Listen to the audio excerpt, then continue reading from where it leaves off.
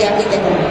Eta ikusten dut, gero zuten diente gehiago ari da hemen ertidara, gero zuen ordean banatuko dira, aurrera izango dutxo goxo bat dastatzeko ordu hona da, eta kazuela entzek guztien eta isurren elkartean ordu bat, eta esandakoa hemen prestatu.